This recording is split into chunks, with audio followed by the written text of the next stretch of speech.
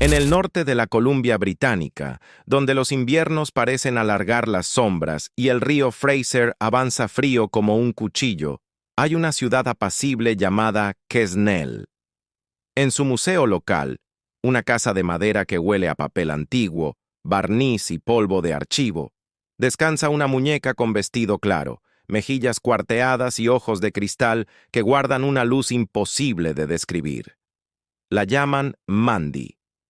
Quien entra sin saber nada detecta al instante que esa vitrina no es como las demás. La muñeca no está junto a sus hermanas de colección, sino en un espacio propio, ligeramente apartado, como si la institución hubiera aprendido a negociar con su presencia.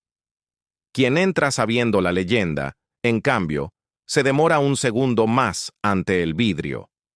Y en ese segundo, si escucha con atención, puede jurar que una risa suave, no burlona, no infantil, sino algo entre ambas, cruza el pasillo y se disuelve en el zumbido de las luces. Las historias sobre Mandy no empezaron en el museo, sino en una casa de Quesnel donde una mujer, cansada, insomne, cada vez más nerviosa, juraba oír, de madrugada, el llanto de un bebé detrás de la puerta del sótano.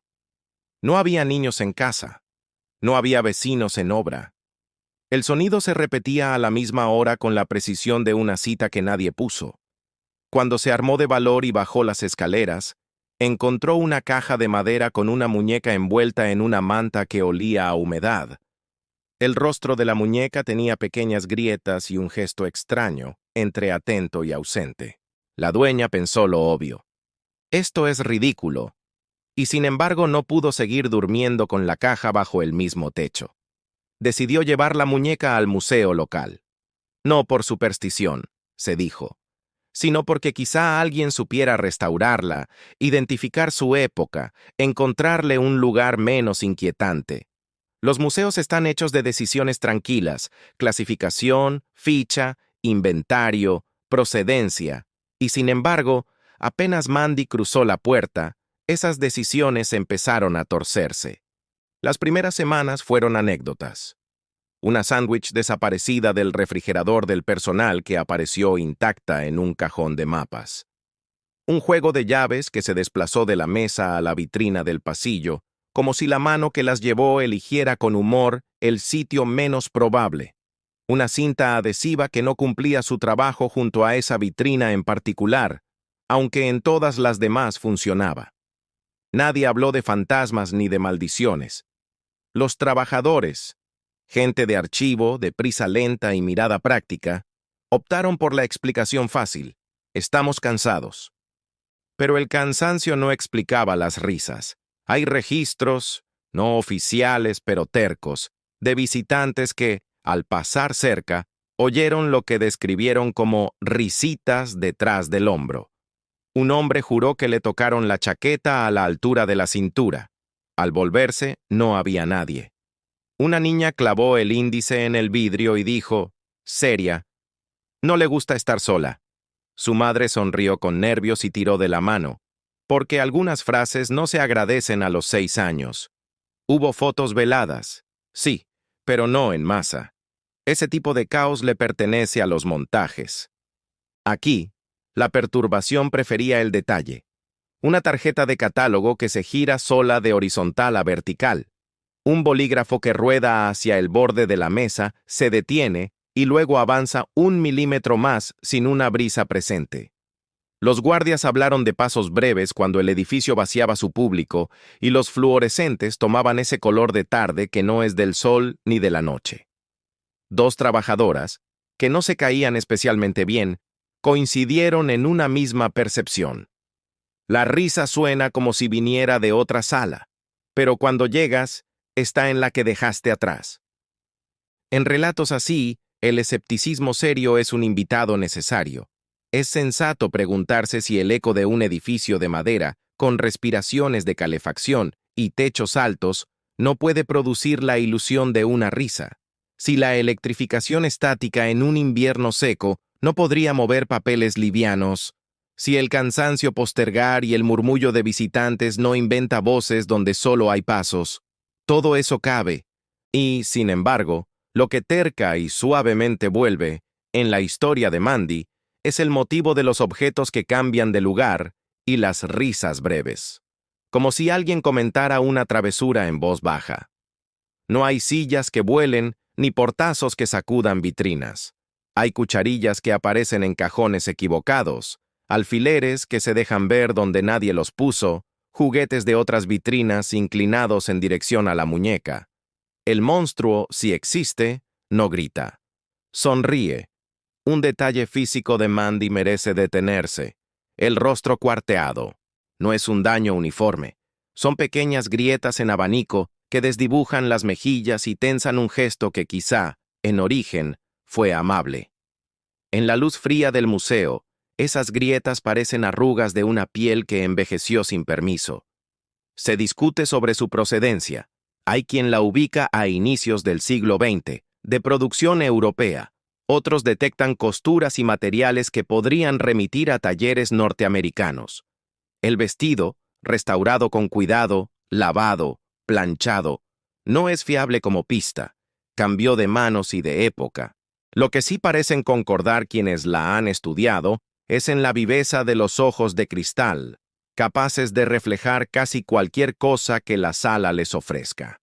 Esa viveza, sumada a la simetría leve de los trazos, produce el efecto más perturbador de todos, la impresión de que la muñeca está a punto de reaccionar.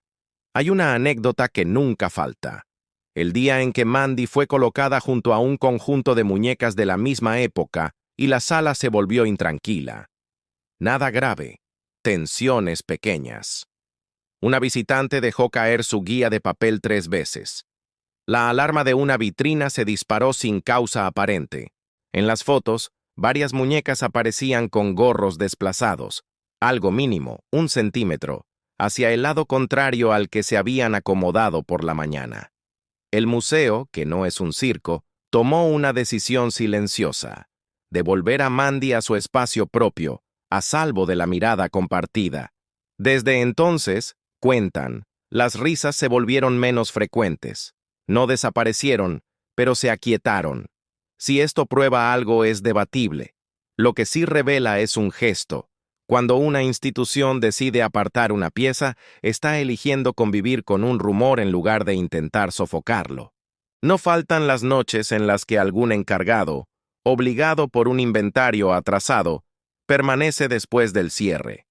Afuera, los neumáticos sobre el asfalto húmedo suenan como si alguien arrugara papel al otro lado de la calle.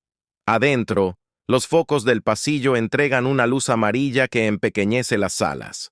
Sentado con los codos sobre la mesa, el encargado oye lo que cree ser el tintineo de un llavero en la sala de infografías. Al acercarse, no encuentra nada. De regreso, sobre su mesa, junto a su cuaderno de inspección, aparece el llavero. Es el suyo. Jura haberlo dejado dentro del bolsillo de la chaqueta. A la mañana siguiente cuenta el episodio y se ríe de sí mismo. Ese día, sin embargo, no pone el llavero en el bolsillo. Lo cuelga de un mosquetón en el cinturón y cada vez que se sienta a escribir, lo sujetan los dedos como un amuleto. A veces, la broma es más evidente. El museo recibe escuelas. Un grupo de niños escucha en silencio la explicación de una guía sobre la historia de la minería en la región. En la sala contigua donde está Mandy, se oye una carcajada corta, tan clara que una maestra dice «shh», sin pensar a quién. El grupo avanza. Cuando pasan frente a la vitrina, varios chiquillos se empinan sobre sus zapatillas. Uno de ellos, con la franqueza de su edad, saluda. La guía, que conoce el efecto, agradece por dentro el tono de respeto. En ambientes así, las risas nerviosas contagian, pero los saludos calman. Hay objetos que se comportan mejor cuando los tratas con modales. La leyenda de Mandy, sin embargo, creció más allá de la sala. Esa es la naturaleza de Internet. Toma una historia local, la decora con falsas precisiones, la lanza al mundo con titulares que mezclan la risa con el miedo. Afuera, proliferaron versiones. En algunas, Mandy llora a diario. En otras, obliga a los celulares a apagarse. En otras, se muestra hostil, capaz de causar desmayos. El museo nunca habló en esos términos. Las trabajadoras, cuando se les pregunta, vuelven al mismo lenguaje sobrio. Las risas, los objetos movidos, poco más. Esta sobriedad puede decepcionar a quien busca espectáculo. A mí me inspira confianza. Los mitos duraderos son los que respetan el tono del lugar donde nacieron. Admitamos otra vez todas las explicaciones posibles. Es probable que muchas de las risas sean ecos de visitas. Es muy posible que varios objetos hayan sido movidos por manos humanas con memoria distraída. Nadie está libre de colocar sin querer un bolígrafo en la vitrina mientras ajusta una cartela. Las alteraciones en las fotos podrían ser fruto de luz dura, reflejos en el vidrio, lentes sucios. Nada de eso desmonta, sin embargo, el efecto de conjunto. El modo en que, alrededor de esa vitrina, los detalles insisten en convertirse en anécdota. A la larga, lo anómalo deja de medirse por la magnitud del hecho y empieza a medirse por su reiteración. Mandy, al margen de lo paranormal, funciona también como un recordatorio del poder simbólico de las muñecas. Son representaciones humanas hechas para ser miradas, peinadas, vestidas, acostadas. Encarnan lo más frágil, la infancia, y por eso pueden convertirse en contenedores de emociones, de culpas, de cuidados que no fueron, de miedos que aprendimos desde temprano. Cuando una muñeca llega con rostro roto y biografía incierta, la mente se apresura a llenar el vacío.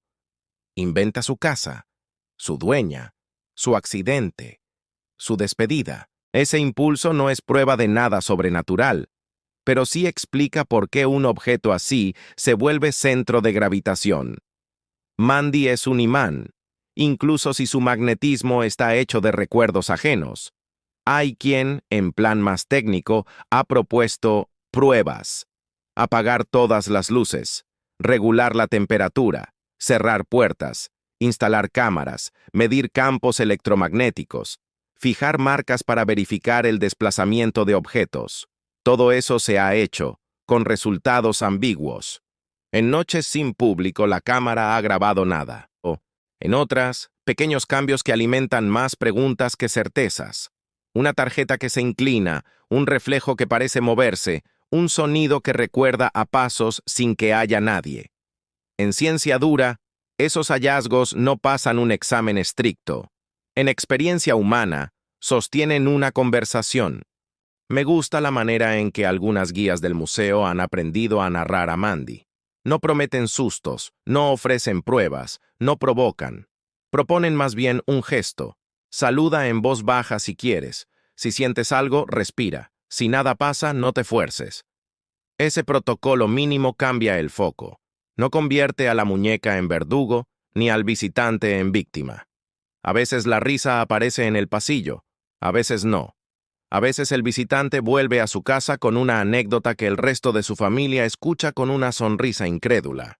A veces vuelve con silencio, con la intuición de haber estado en un lugar que pide respeto. De ese respeto viven los museos, y quizá también los mitos. Es curioso cómo, a partir de la presencia de Mandy, otras piezas del museo se han hecho notar. Un viejo muñeco de trapo cosido a mano, sin vitrina, que de pronto gana flores dejadas por visitantes. Una cuna de madera que estaba invisible al fondo de la sala y comienza a atraer preguntas. Podría decirse que Mandy le devolvió al conjunto su capacidad de hablar. Cuando el público entra buscando una historia, la encuentra en plural. Y eso, más allá de lo inexplicable, es un triunfo. La gente mira. Algunos testimonios traen una capa más íntima. Una mujer que perdió a su abuela en invierno dijo haber oído la risa en la sala y, en vez de asustarse, sintió alivio. Era el sonido de alguien recordándome que las casas no solo guardan tristezas, contó, y dejó un papelito doblado con una palabra: gracias. Un adolescente con ataques de pánico que temía entrar se atrevió agarrado de la mano de su padre. Salió con la sensación de que el miedo puede ser administrado cuando se le pone un límite físico: el vidrio. A veces, la muñeca opera de modo terapéutico sin proponérselo, obligando a la gente a nombrar su ansiedad, a hacerla manejable. No todo es ternura. Hay noches en que un guardia siente, con esa certeza que no sabe defender en voz alta, que alguien camina detrás suyo. No escucha pasos, siente presencia, continúa su ronda, pronuncia un hola que suena ridículo en la sala vacía, y cuando llega al final del pasillo, vuelve sobre sus pasos para asegurarse de que no olvidó apagar una luz. Tal vez es el trabajo. Los edificios hablan cuando quedan solos. Tal vez es la mente, que odia los vacíos. Tal vez también sea parte de esa zona gris donde lo humano y lo inexplicable se tocan. La risa. Volvamos a ella. En las versiones más sensacionalistas es un estallido de carcajadas que recorre salas. En los relatos de quienes trabajan allí es otra cosa. 2 sílabas de aire, la breve música de alguien que aprueba una travesura. Uno podría pensar que esa risa pertenece al pasado, que la trae el viento por costumbre. Pero ese tipo de romanticismo no ayuda. Prefiero la lectura sobria. La risa es el nombre que le damos a un ruido sutil cuando lo encontramos cerca de un símbolo. Si le quitáramos a la muñeca su fama, quizá oiríamos el mismo sonido y lo llamaríamos crujido. La fama no crea el ruido, pero le da forma. No hace falta elegir bando para contar esta historia. Sería cómodo proclamar, con tono de sentencia, que Mandy está embrujada y que todo lo que ocurre a su alrededor es prueba irrefutable. Sería igual de cómodo decir que todo es sugestión, descuido, periodismo de ecos. La realidad, la que vale para vivir, suele estar en el centro.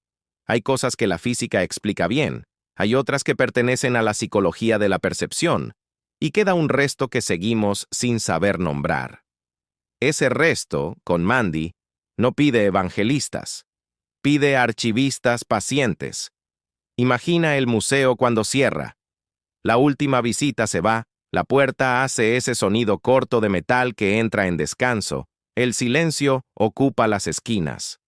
La responsable de sala atraviesa el pasillo con paso sin prisa, pasa frente a la vitrina de Mandy, mira de reojo, porque siempre miramos de reojo lo que nos mira, apaga un interruptor, deja otro.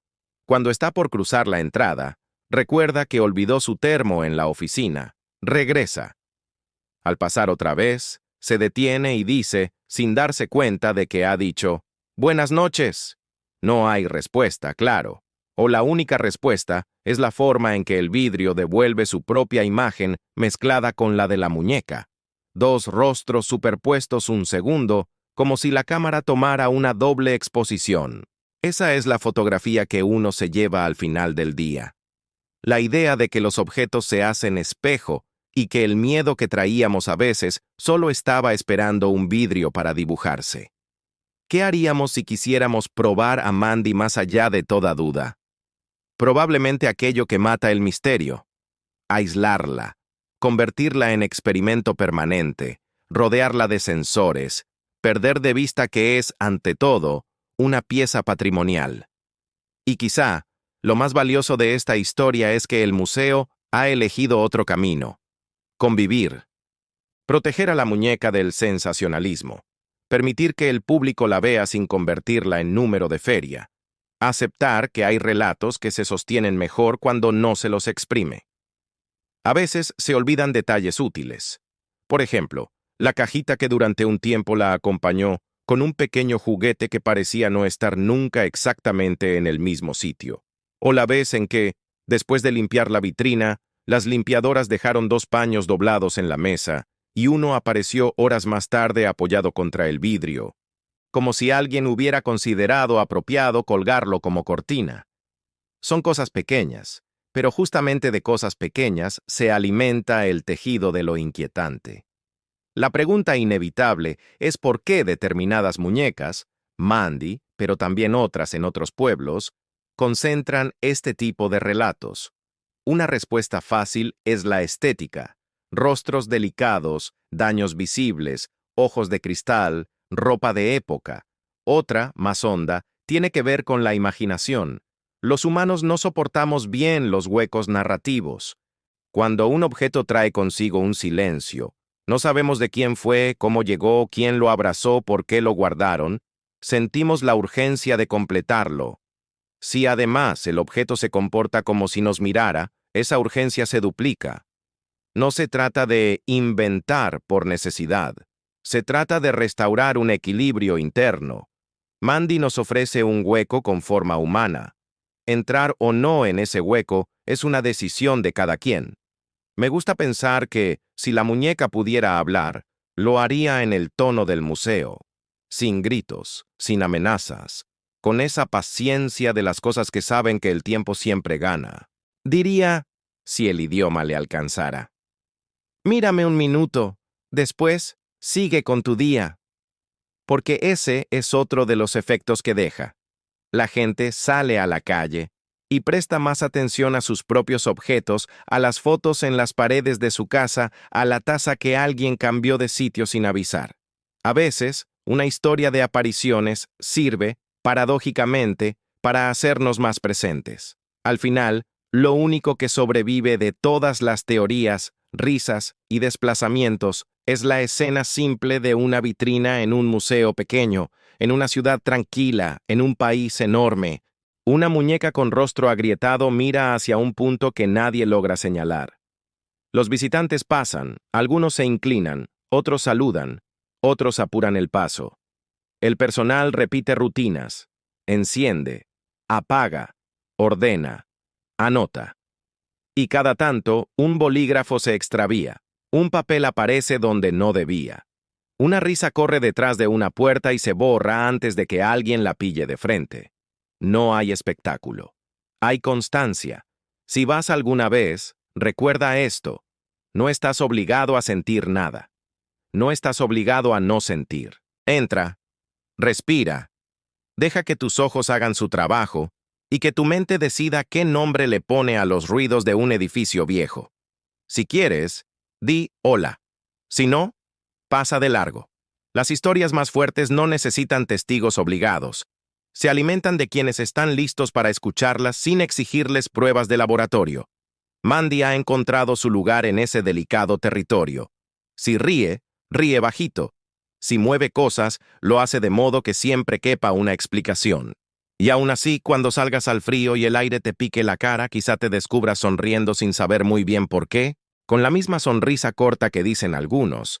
Se oye a veces dentro del museo, cuando la sala queda sola y la ciudad duerme. Tal vez esa sea la enseñanza que Mandy deja a quien la observa con el corazón quieto. Que la vida está hecha de gestos minúsculos. Un objeto corrido, una risa leve, un saludo al vidrio, que, sumados, construyen presencia. No necesitamos sustancias espectrales para aceptarlo. Nos basta con admitir que hay habitaciones donde los detalles se comportan como si alguien los quisiera ordenar a su modo. Si llamamos a eso fantasma, será un fantasma muy educado. Si lo llamamos memoria, será una memoria que cuida jugando. En ambos casos, el efecto es el mismo. Salimos un poco diferentes de cómo entramos, atentos de nuevo a las pequeñas cosas que, cuando nadie mira, se permiten moverse un centímetro a la izquierda. Y esa, más que una maldición, es una buena manera de aprender a mirar.